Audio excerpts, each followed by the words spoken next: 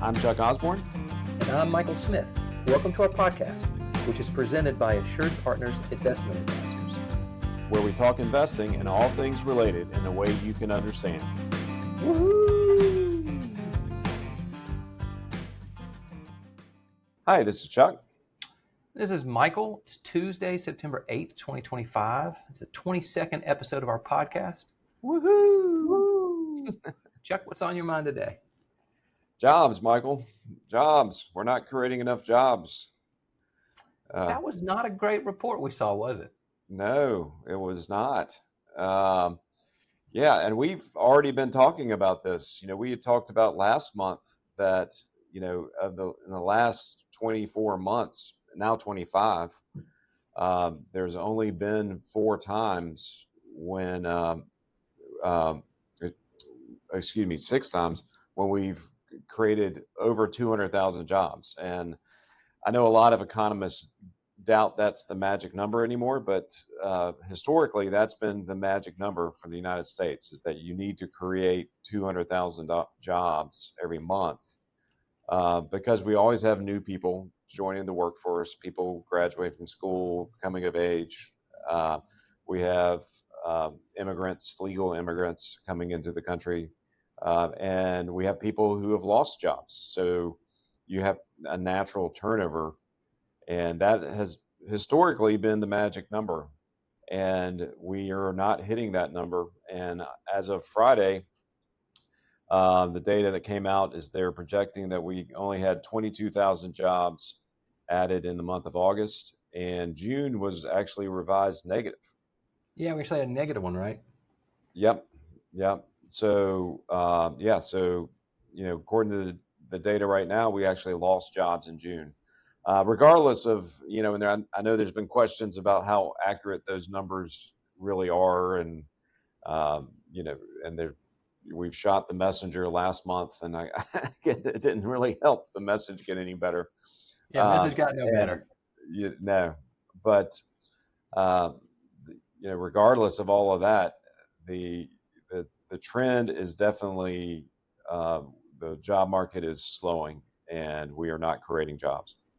Yeah, I think there's no way to say that. That's absolutely accurate. I mean, it's a weak number. Now, I guess my argument on that, I would say there's 2 ways. One is there's a little something different in the last few months than there have been historically in the changes to immigration, and that causing these numbers to be funky. In that, I don't know, I read something from one of the feds that there could be 1.6 million immigrants that have left the job market in the last few months. And so in those moments, that does make that jobs added number a little harder to wrap one's head around against the importance of how that really is to the big thing of how strong the economy is as a whole. Because at this point, there's still some strength out there, it looks like, in the economy. Now, that can change quickly.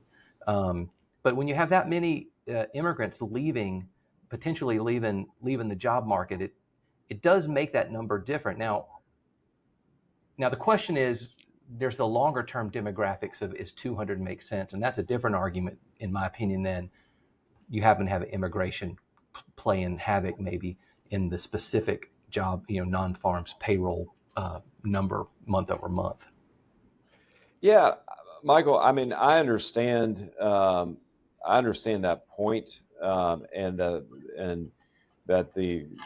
some of this may be influenced by the crackdown on immigration, and you have, and as we know, there are people being deported. We also know that there are people who have not been deported who are voluntarily leaving because they're afraid, or they no longer feel welcome. And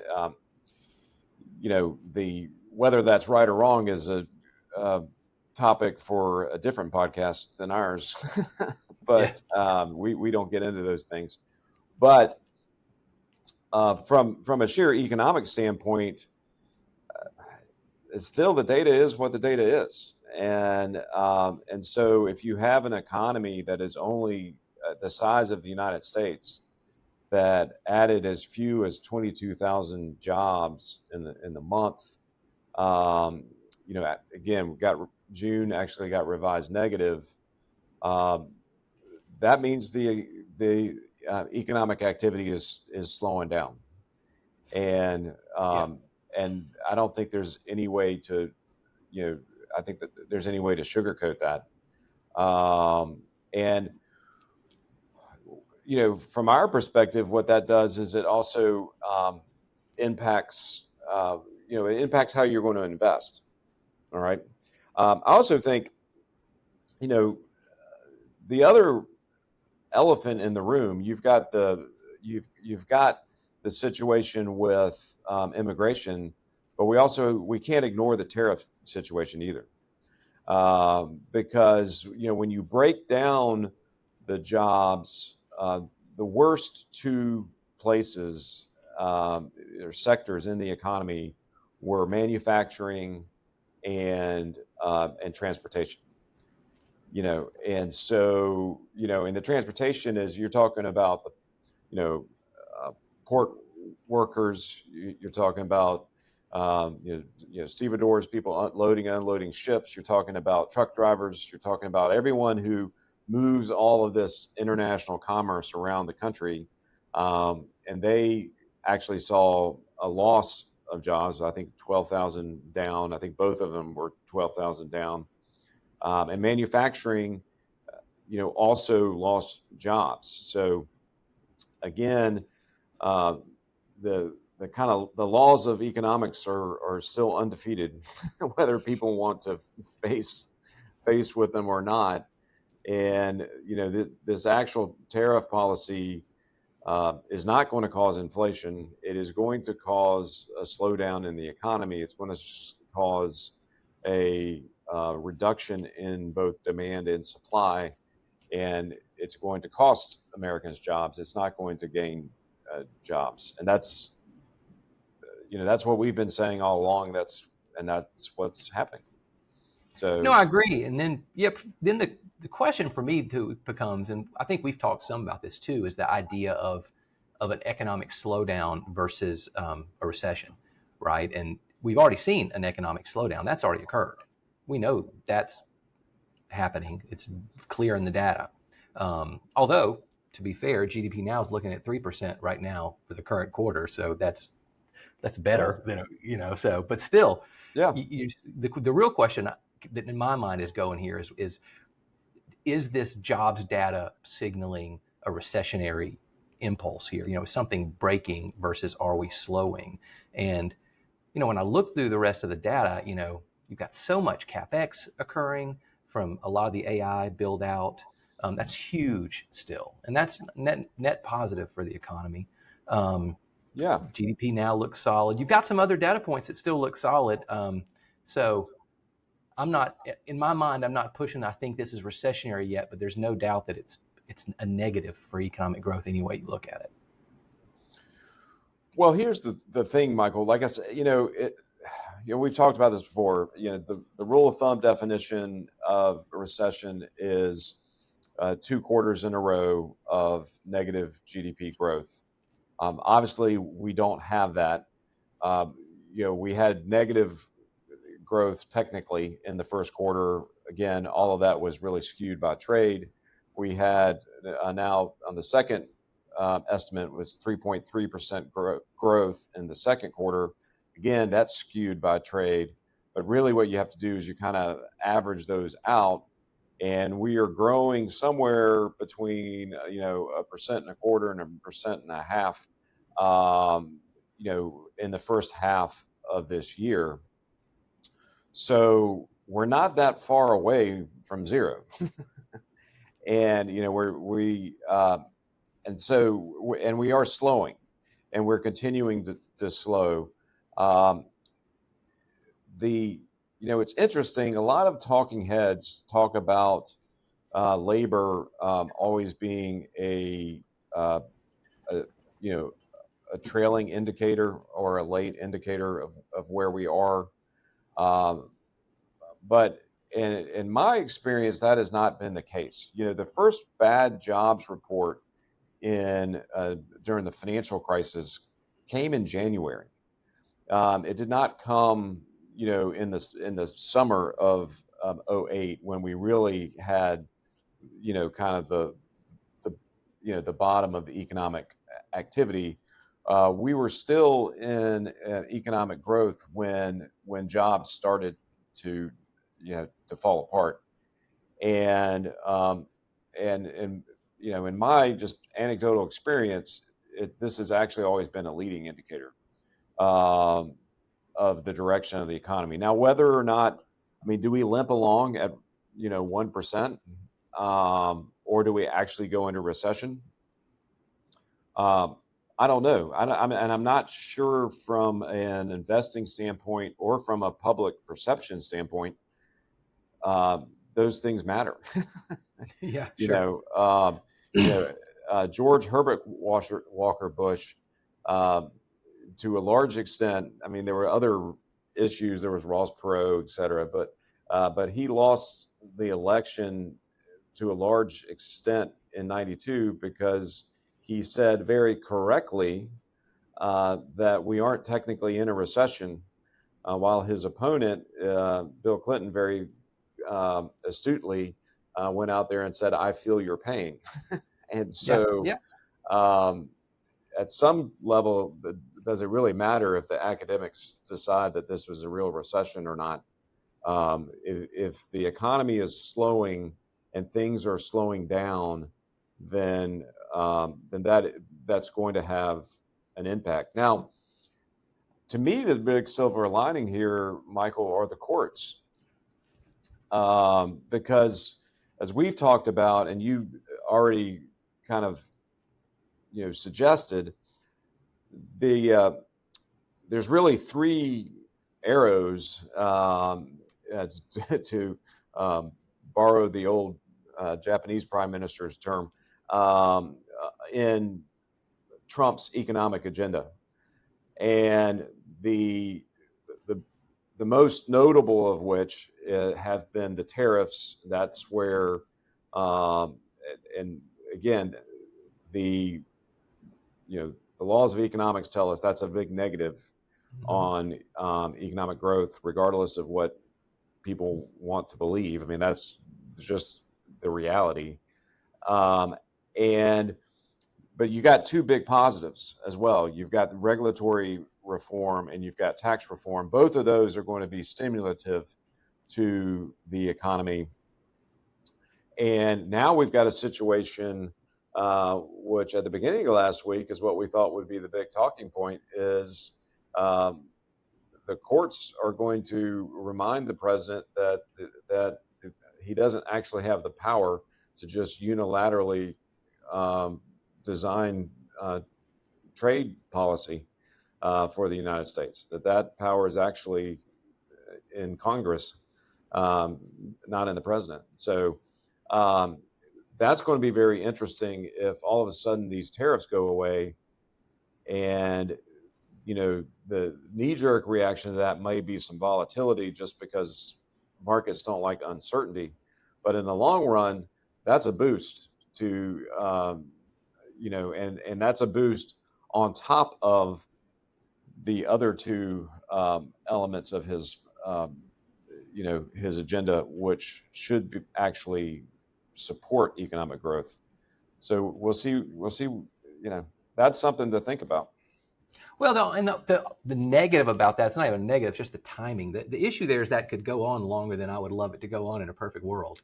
How quickly they actually get to it is kind of one of the potential negatives of it. But regardless, that being, if it goes that way, that's obviously going to be very good for the economy as a whole.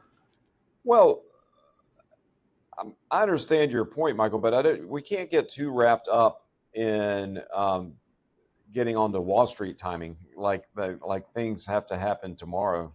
Yeah, yeah. We don't want to be those reporters who, 3 months after the tariffs have gone into place, start asking why we aren't in a recession yet, even though we know we need at least 6 months of data to declare it a recession.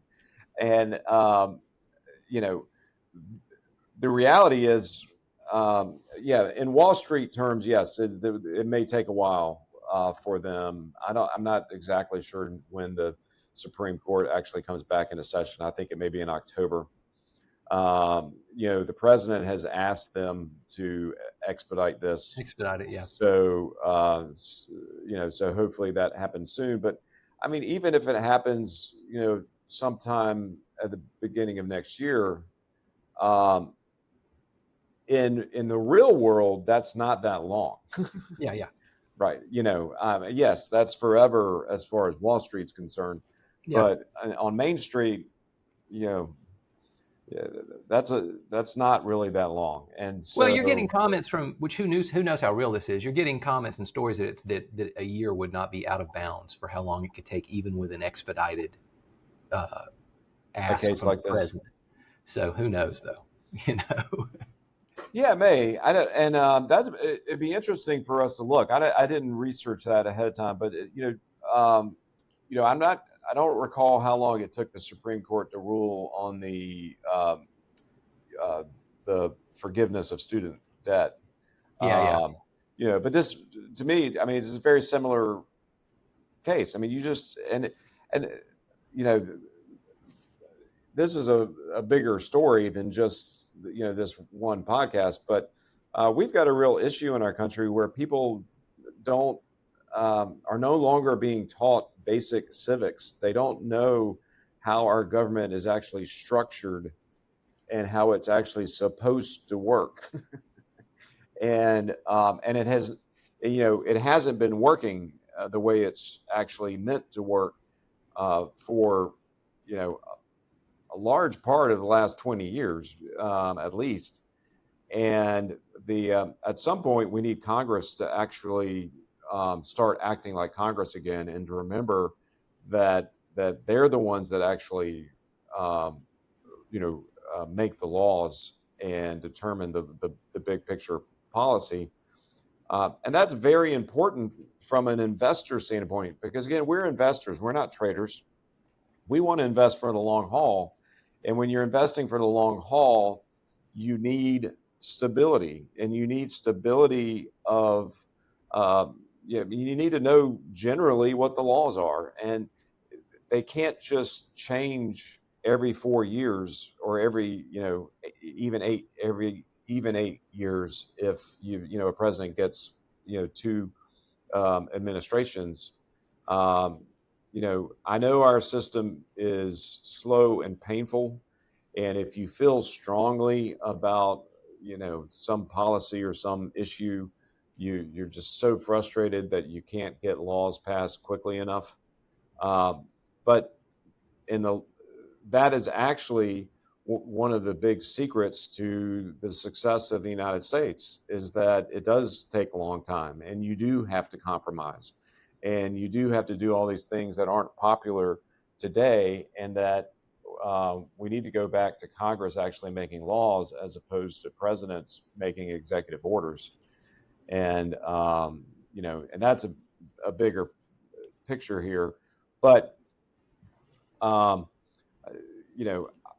think there's an extremely high probability that the Supreme Court is going to rule the same way for Trump as they did for Biden, and that is to say that the president does not have the right to just unilaterally forgive loans.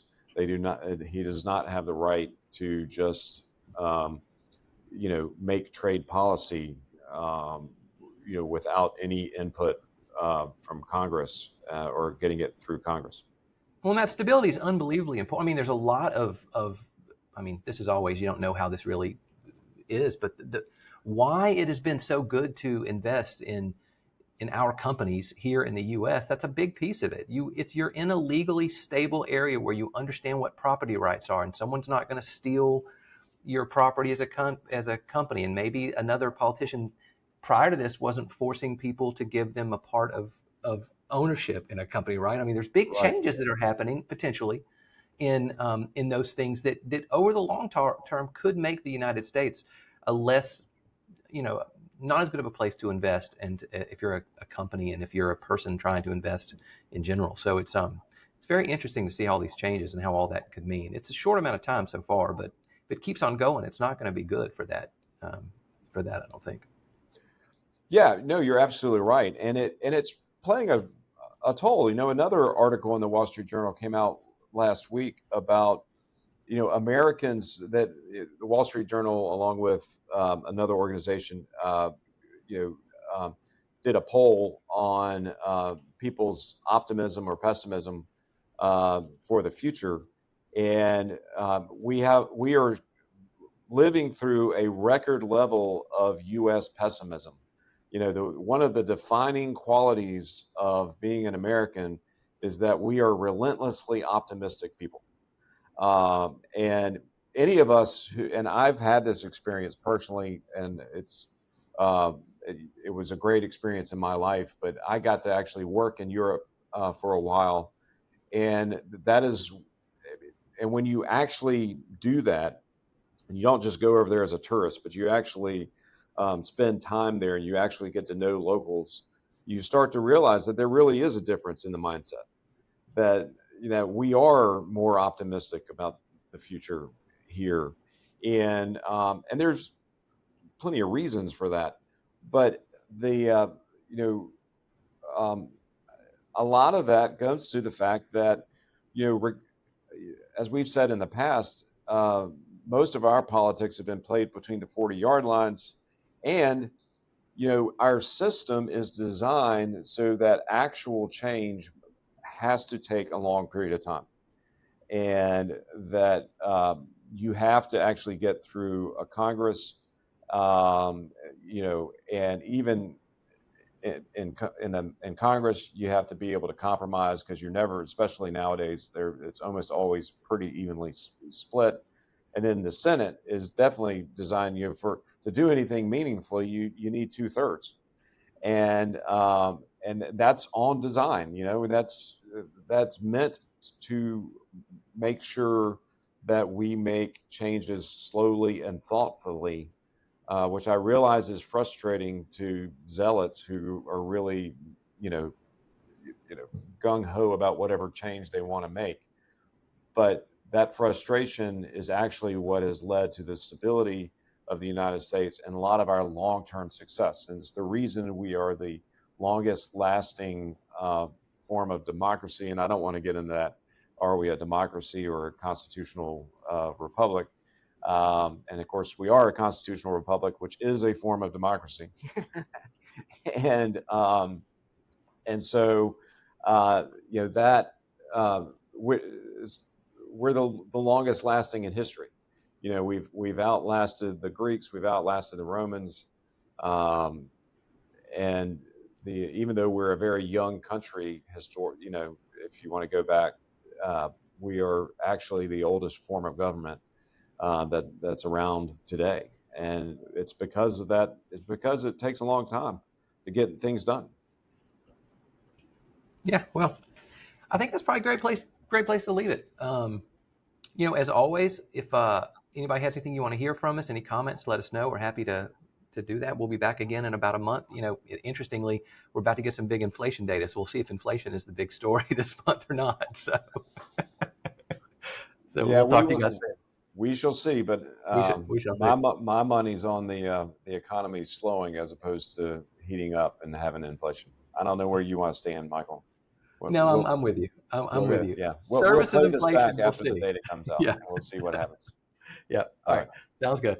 All right. Thanks, everybody. Chuck Osborne and Michael Smith are investment advisors, representative of Assured Partners Investment Advisors, LLC, a registered investment advisor. All statements and opinions expressed in this program are based upon information considered reliable, although statements or opinions are subject to change without notice. Information expressed does not consider the specific situation or objectives of any person and is not intended as a recommendation appropriate for any person.